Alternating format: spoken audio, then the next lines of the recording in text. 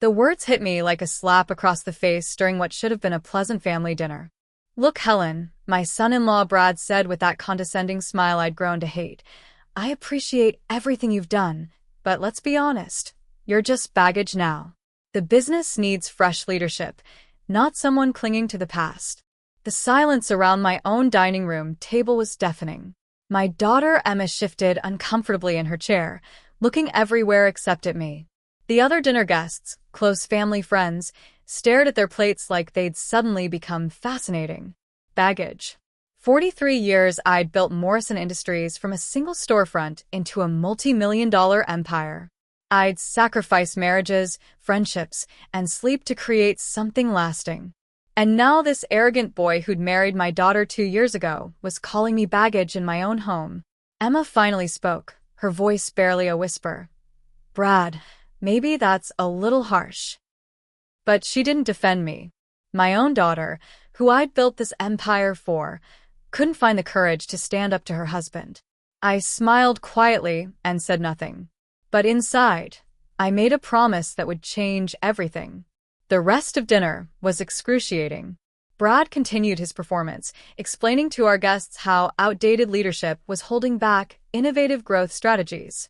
Every word was designed to diminish me, to position himself as the forward-thinking savior of my failing company. "Helen's had her time," he said, cutting into his steak with theatrical precision. "But the market doesn't wait for sentiment. Sometimes you have to make hard decisions." Our longtime friends, the Andersons, looked mortified. Tom Anderson had watched me build Morrison Industries from nothing. He knew the blood, sweat, and tears that went into every success. "Brad," Tom said carefully, "Helen's business acumen is legendary in this town." Brad's laugh was dismissive. "Was legendary." Past tense, Tom. The world's moved on. Emma sat frozen, torn between her husband and her mother, choosing silence over conflict. Each second of her non-response felt like another nail in the coffin of our relationship. I excused myself early, claiming fatigue. As I climbed the stairs to my room, I heard Brad's voice carrying from the dining room. "See what I mean? She can't even handle a simple dinner conversation." The humiliation was complete. But humiliation, I'd learned, could be transformed into fuel.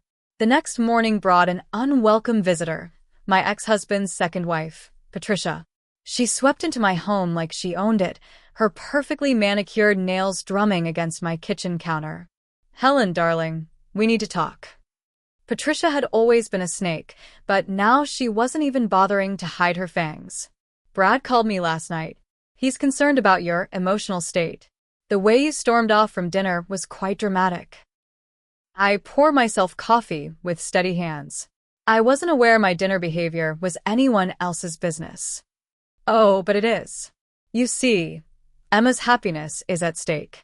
And frankly, your clinging to power is becoming embarrassing for everyone." She leaned forward conspiratorially. "Brad has some wonderful ideas for modernizing the business. Fresh perspectives, innovative approaches. But you're holding everything back with your stubborn nostalgia. Is that what he told you?" Patricia's smile was razor-sharp. "Helen, dear, you've had a good run. But maybe it's time to fade away gracefully. Let the younger generation take charge." The alliance was clear. Brad and Patricia, united in their mission to push me aside. I smiled sweetly. "You're probably right, Patricia. Maybe I should step back."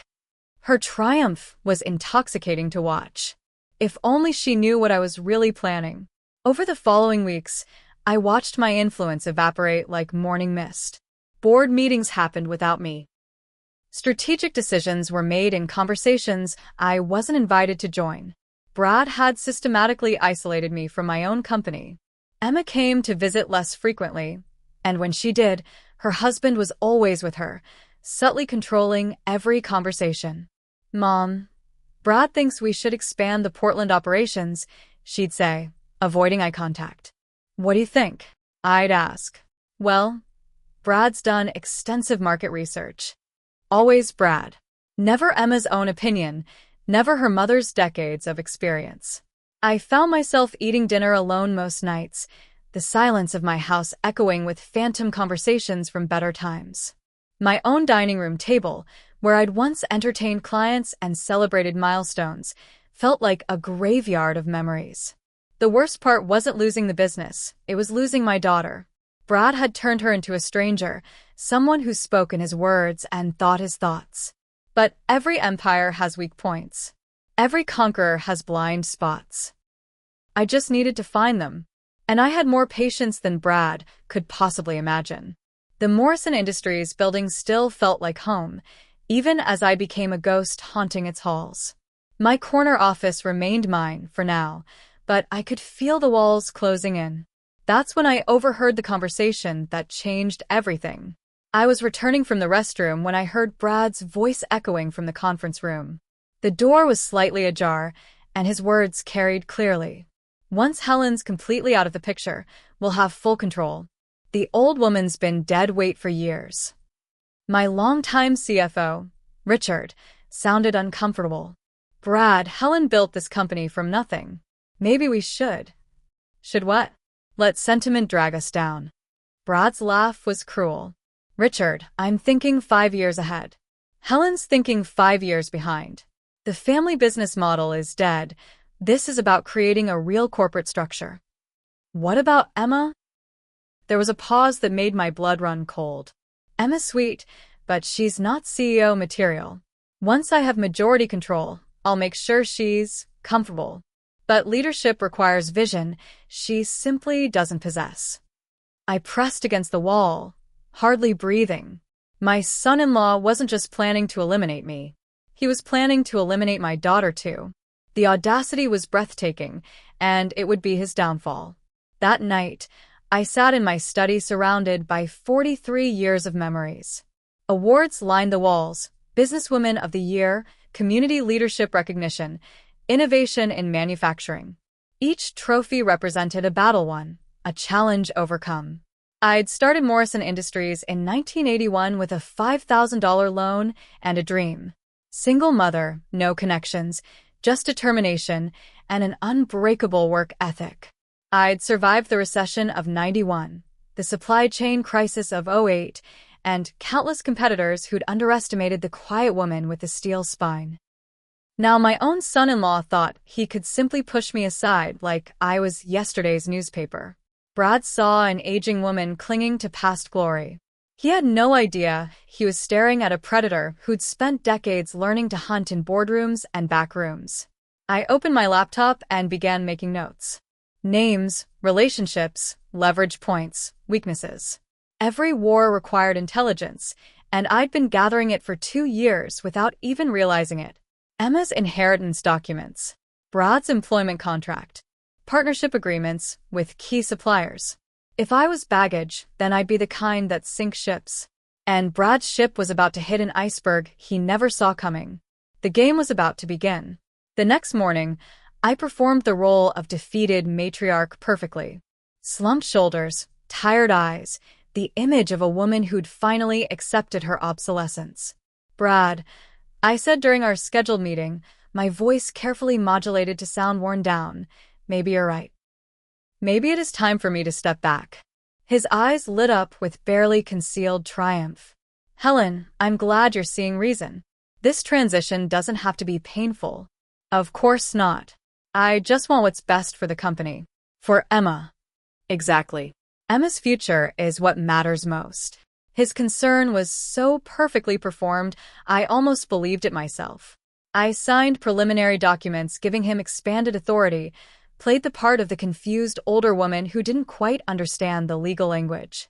Brad explained things slowly, patronizingly, like I was a child. What he didn't realize was that I'd had lawyers review every document before he'd even drafted them. The papers I signed gave him the illusion of power, while actually changing very little. But Brad left that meeting convinced he'd won the war. Perfect. Overconfident enemies make fatal mistakes. And I was counting on Brad making several. My accountant, James Chun, had been with Morrison Industries for 12 years. More importantly, he was one of the few people who understood both the business and my personal financial situation. He called me at home on a Tuesday evening, his voice tight with concern. Helen, we need to talk. Privately. We met at a small diner across town, away from prying ears and curious eyes. There have been some unusual transfers, James said without preamble, sliding a folder across the table. Money moving in ways that don't match the authorization patterns we've established. I reviewed the documents, seeing my worst fears confirmed. Brad had been systematically shifting assets, creating new accounts, establishing financial structures that bypassed traditional oversight. How much are we talking about? So far? About 200,000. But the concerning part is the trajectory. If this continues, we're looking at major capital depletion within 18 months. Can you prove Brad authorized these transfers? James nodded grimly. His digital signature is on everything. But Helen, some of these movements are creative. Legal, technically, but definitely pushing boundaries. I studied the paper trail, seeing the beginning of what looked like sophisticated financial manipulation. James, I need you to document everything. Every transfer, every authorization, every deviation from standard procedure. Are you thinking what I think you're thinking? I smiled for the first time in weeks. I'm thinking my son-in-law is about to learn that accountants notice everything. Marcus Webb had worked in Morrison Industries' shipping department for 19 years. I'd hired him fresh out of high school, watched him work his way up to operations manager, helped him through his divorce, and celebrated his kids' graduations. He knocked on my home office door on a Saturday morning, looking nervous but determined. Mrs. Morrison, I need to show you something. But if anyone asks, we never had this conversation. Marcus handed me a flash drive and a manila envelope. Mr. Bradford's been having meetings with outside consultants. Efficiency experts, he calls them. But I think they're really liquidation specialists. The documents on the flash drive were damning. Detailed analyses of Morrison Industries' assets, recommendations for restructuring, that looked suspiciously like preparation for a fire sale. Marcus, this is dangerous for you. If Brad finds out. Ma'am, you gave me a chance when nobody else would. This company isn't just your legacy. It's home for a lot of us. We're not going to let some suit destroy what took decades to build. He stood to leave, then paused at the door. Mrs. Morrison? There are more of us than you think. People who remember what loyalty means. When you're ready to fight back, just say the word. I stared at the evidence in my hands, realizing I wasn't as alone as I'd thought. Brad had made a crucial error. He'd underestimated the bonds I'd built over 4 decades. Emma came for Sunday dinner, but the woman who sat across from me was a stranger wearing my daughter's face. Every word seemed filtered through Brad's influence. Every opinion echoed his thoughts. Mom, Brad's been working so hard to modernize the business. You should see his strategic plans. They're really impressive. I watched her carefully, looking for signs of the independent thinker I'd raised. What do you think about his plans, sweetheart? Well, Brad knows what he's doing. He has an MBA from Wharton. You have a degree in business administration from Stanford. Your opinion matters, too. Emma's smile faltered for just a moment. Of course, but Brad has more experience with corporate restructuring. The conversation continued like this, every topic somehow circling back to Brad's expertise, his vision, his leadership. My daughter had become a mouthpiece for her husband's ambitions. But twice during dinner, I caught her looking at me with something that might have been doubt. When I mentioned family traditions, her eyes softened. When I talked about the company's history, she listened with what seemed like genuine interest. My daughter was still in there somewhere, buried under 2 years of systematic manipulation.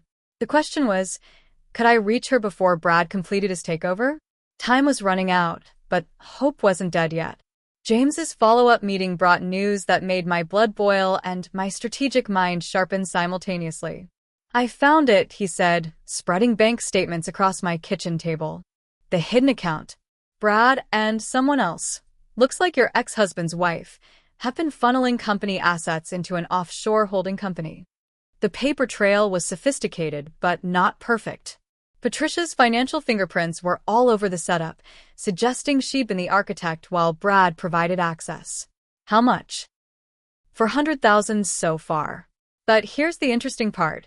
The The account structure suggests they're planning something much bigger. This looks like preparation for a major asset transfer. I studied the documents, seeing the scope of their conspiracy. This wasn't just corporate maneuvering, it was systematic theft disguised as business modernization.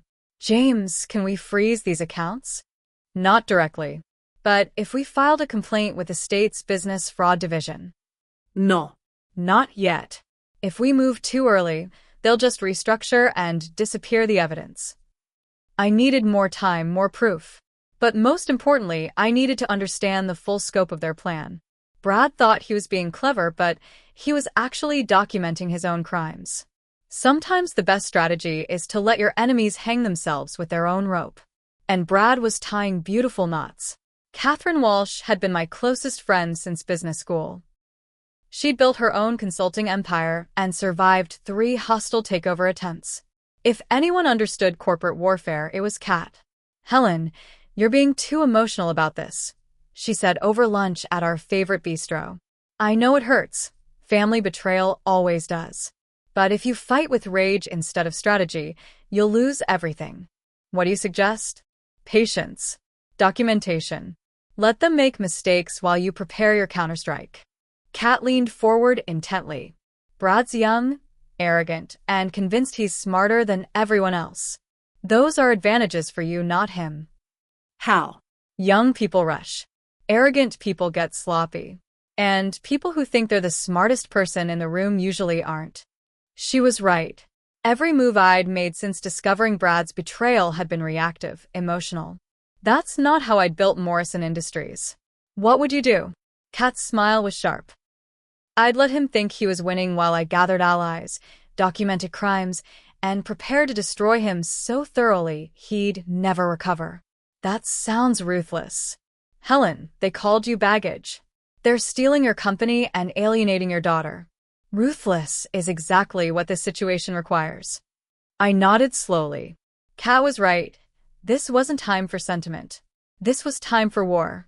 I began planting doubt like a master gardener, small seeds that would grow into massive problems. During a casual conversation with Emma, I mentioned, "Sweetheart, I hope Brad's keeping you informed about all his business decisions. Communication is so important in partnerships." "Of course he is," Emma replied quickly, but I caught the flicker of uncertainty. Later, when she mentioned Brad's late nights at the office, I said gently, "He must be working on something significant. Has he shared the details with you?" "Well, he says it's complicated financial stuff that would bore me." "Bore you?" "Emma, you're brilliant with numbers. Remember how you used to help me with budget projections in college?" I watched her face as memory surfaced, times when she'd been valued for her mind, not dismissed as intellectually inferior. To Patricia, I made casual comments about Brad's independent streak and his tendency to make decisions without consulting family. "I hope he's keeping Emma in the loop," I said innocently. Young marriages can be so challenging when one partner feels excluded. Patricia's smile tightened. "I'm sure they communicate perfectly." But I saw the seed take root. Patricia began asking more questions, pushing for more involvement. Let them doubt each other. Paranoid allies become enemies faster than anyone expects. The breakthrough came from an unexpected source: Brad's own arrogance. I was leaving the office late when I heard voices from the conference room. The door was cracked open, and Brad's voice carried clearly into the hallway. "The beauty of this plan is that Emma won't see it coming until it's too late." I pressed against the wall, straining to hear every word. Patricia's voice responded, "What about her inheritance shares?" "That's the genius part. Once I have controlling interest, I can restructure her position. She'll retain some ownership, but no operational control. Emma's too emotional for real leadership anyway." My heart stopped. He was planning to betray my daughter just as thoroughly as he'd betrayed me. "And Helen?" Brad's laugh was cold. "Helen will be completely eliminated. No shares, no position, no influence. We'll offer her some token consulting role if she behaves herself." "You don't think Emma will object?" "By the time Emma realizes what's happened, the legal structures will be irreversible. She'll be upset for a while, but she'll adjust. Women usually do." I stood frozen in the hallway, listening to my son-in-law plan the destruction of everything I'd built and everyone I loved. But I'd heard enough. Brad had just revealed his entire strategy. Now it was time to reveal mine. The seed I'd planted began sprouting faster than I'd expected. Emma called me 3 days after I'd overheard Brad's betrayal plan, her voice strained and confused. "Mom, can we meet?" "Just us." We met at the park where I used to push her on swings 25 years ago. Emma looked exhausted, torn between loyalty and growing suspicion. "Brad's been acting strange lately," she said without preamble. "Secretive. He says it's just business stress, but..." "But what, sweetheart?" "He won't tell me anything anymore. Says I wouldn't understand the complexities of corporate finance." "Mom, I have a business degree from Stanford. I'm not stupid." I chose my words carefully. "You're certainly not stupid. You're one of the brightest people I know." "Then why does my own husband treat me like a child? And why won't he let me see the financial reports anymore?" This was the opening I'd been waiting for, but I had to be careful. Push too hard, and she'd retreat back to Brad's influence. "What does your instinct tell you?" Emma was quiet for a long time. "It tells me something's wrong. Really wrong." "Trust that instinct, Emma. It's the same one that helped you succeed in college and build your career." For the first time in months, my daughter looked at me with clear eyes instead of Brad's clouded judgment. The real Emma was fighting her way back to the surface. James presented his plan with the precision of a military operation. We met in his home office, surrounded by documents that painted a damning picture of Brad's financial manipulation. "Here's what we do," he said, spreading charts across his desk. "We trigger a comprehensive audit by reporting suspected irregularities to the State Business Commission." "Won't that expose the company to public scrutiny?" "Yes, but it also freezes all major asset transfers pending investigation. Brad won't be able to move another dollar without state approval." The beauty of the plan was its legitimacy. Every suspicious transaction James had documented was genuinely questionable. The audit would be thorough and completely legal. How long would the freeze last? Minimum 30 days for initial review. But given the complexity of what Brad's been doing, probably 60 to 90 days. And during that time? During that time, you prepare your counteroffensive. Gather allies, expose the conspiracy, and position yourself to regain control when the freeze lifts. James pulled out one final document, a formal complaint that would trigger the entire process. "Helen, once I file this, there's no going back. Brad will know you're actively fighting him." I thought about his words at that dinner table. Just baggage. I thought about his plans to eliminate Emma from her own inheritance. I signed the complaint. "File it tomorrow morning." The annual Industry Leadership Gala was Morrison Industries' biggest networking event. For 40 years, I'd been the face of the company at this gathering. This year, Brad decided to claim that spotlight for himself. I attended as his guest, the former CEO graciously passing the torch to new leadership. At least, that was the narrative Brad wanted to establish. "Ladies and gentlemen," Brad announced during his speech, "Morrison Industries is entering a new era. While we respect the foundation laid by previous leadership, the future belongs to those who understand innovation, not those trapped by tradition." The audience, many of whom had watched me build the company from nothing, shifted uncomfortably. Several longtime clients looked directly at me with expressions of concern and confusion. Brad continued his performance, outlining revolutionary changes that sounded impressive but lacked substance. When he finished, the applause was polite but lukewarm. During the networking portion, I was approached by dozens of business leaders expressing private concern. "Helen, what's really happening at Morrison?" asked David Kim from Pacific Manufacturing. "Transition period," I said diplomatically. "Growing pains." But word was spreading. Brad's public arrogance was generating exactly the kind of attention he should have avoided. By the end of the evening, I had a mental list of allies who were ready to support me when the time came. Brad's ego was becoming his weakness. The meeting was arranged through intermediaries, Dr. Elizabeth Harper, CEO of Harper Consulting, and I had mutual friends who facilitated the introduction. We met at the Riverside Country Club, neutral territory where our conversation would look like casual business networking. Helen, I've heard concerning things about Morrison Industries' recent changes, Elizabeth said over lunch. Several of your former clients have reached out to my firm. Oh, They're looking for alternative suppliers. They don't trust the new leadership's ability to maintain quality and reliability. This was exactly what I'd hoped to hear. Brad's management style was alienating the client base I'd spent decades cultivating. Elizabeth, what would you think of a potential partnership arrangement? Something that could benefit both our companies while providing stability for Morrison's clients. Her eyes lit up with interest. What kind of partnership? The kind that could acquire Morrison Industries if it becomes available. The kind that would retain experienced leadership while providing fresh capital. Elizabeth set down her fork and looked at me intently. Are you expecting Morrison Industries to become available? Let's just say I believe in being prepared for opportunities. We talked for 2 more hours, laying groundwork for a deal that would give me a path back to power while providing Elizabeth's firm with a manufacturing partner. By dessert, we had the framework of an agreement that would terrify Brad if he knew it existed. The compliance audit hit Morrison Industries like a tsunami. I arrived at the office to find state investigators interviewing employees, reviewing files, and freezing financial accounts.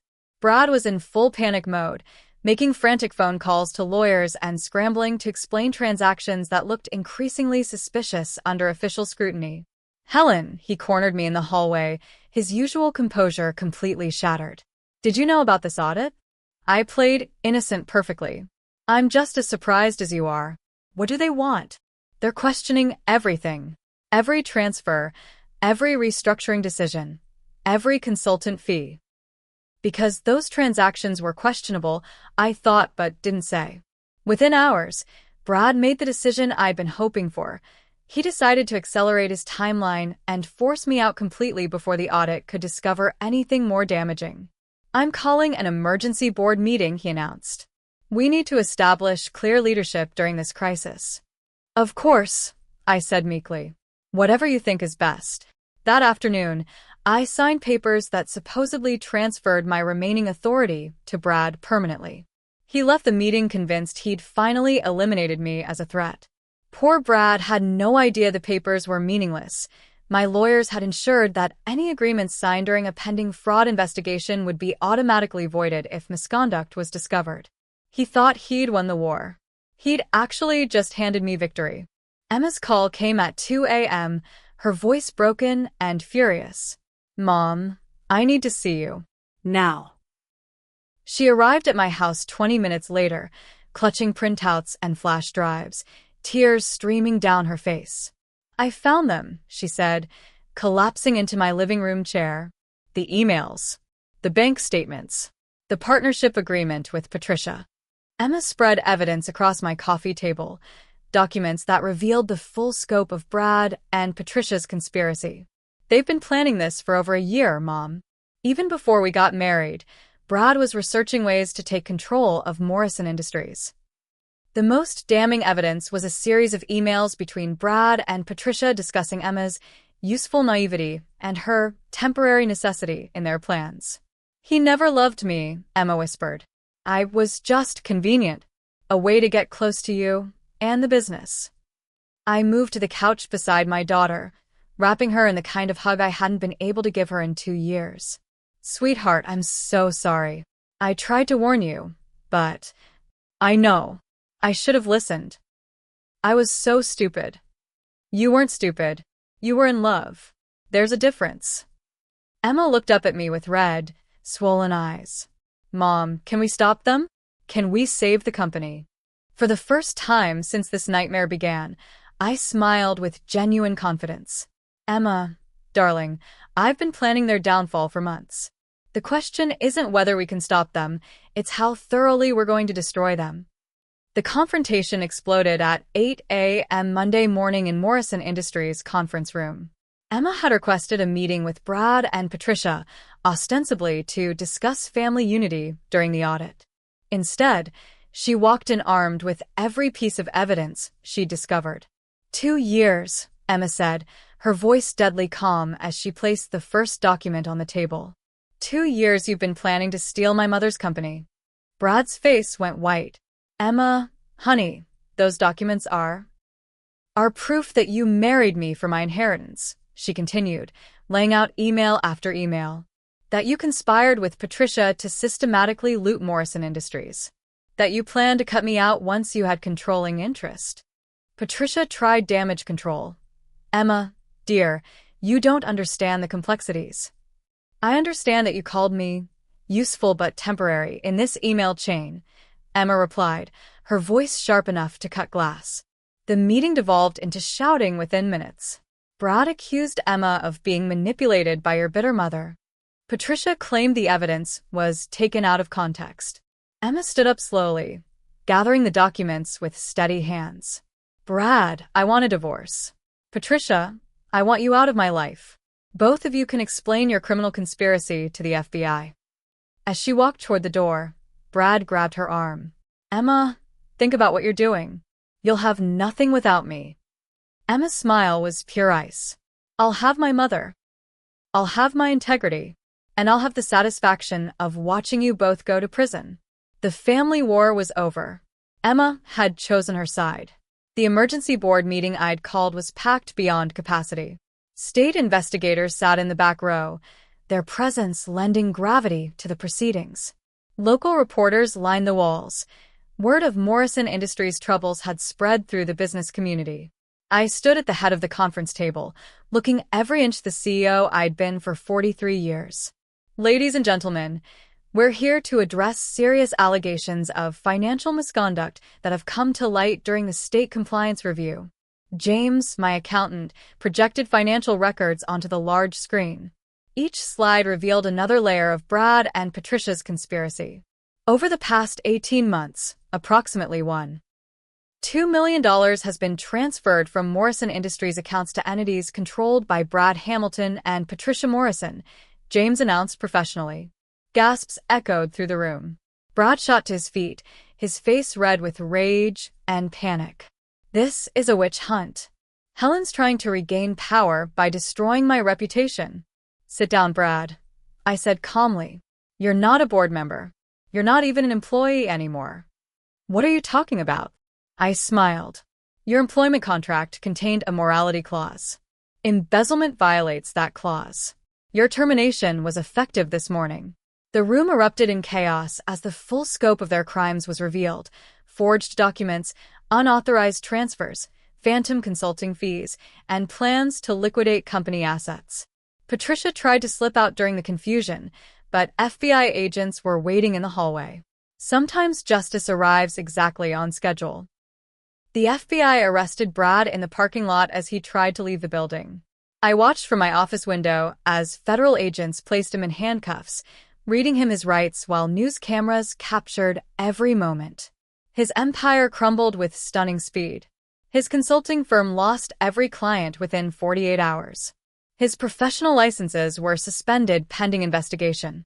His personal assets were frozen as potential proceeds of criminal activity. Emma filed for divorce that same day, citing fraud and emotional abuse. The prenuptial agreement he'd insisted on worked against him. It included clauses about criminal conduct that voided his claim to community property. By week's end, Brad Hamilton went from successful businessman to unemployed defendant facing multiple felony charges.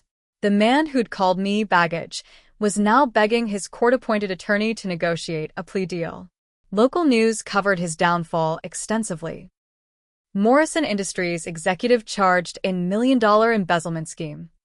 I felt no joy watching his destruction, only grim satisfaction that justice was being served. Brad had thought he was smarter than everyone else. He'd discovered that intelligence without wisdom is just sophisticated stupidity. His arrogance had led him to document his own crimes and betray the one person who might have protected him. Emma was filing for divorce, not trying to help him fight the charges. Sometimes the consequences of betrayal are swift and merciless. Patricia's downfall was even more spectacular than Brad's.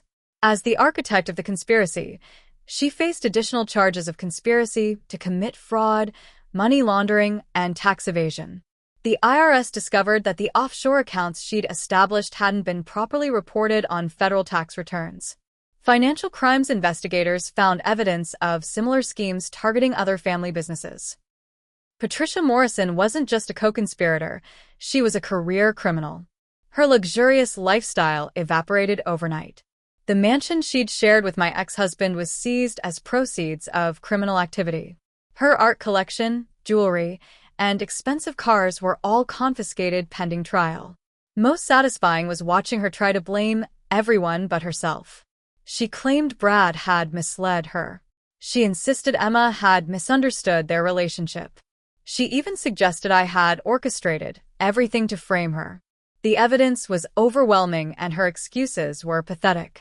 During her perp walk, Patricia looked directly at the news cameras and screamed, "Helen Morrison is a vindictive bitch who can't accept being replaced." The image of my ex-husband's wife being dragged away in handcuffs while screaming about me became a local internet meme. My ex-husband divorced her before her trial even began, claiming he'd been deceived about her character. Sometimes the best revenge is simply letting people destroy themselves while the world watches. Patricia had spent 2 years calling me outdated and irrelevant. Now she was facing 20 years in federal prison while I was rebuilding my empire.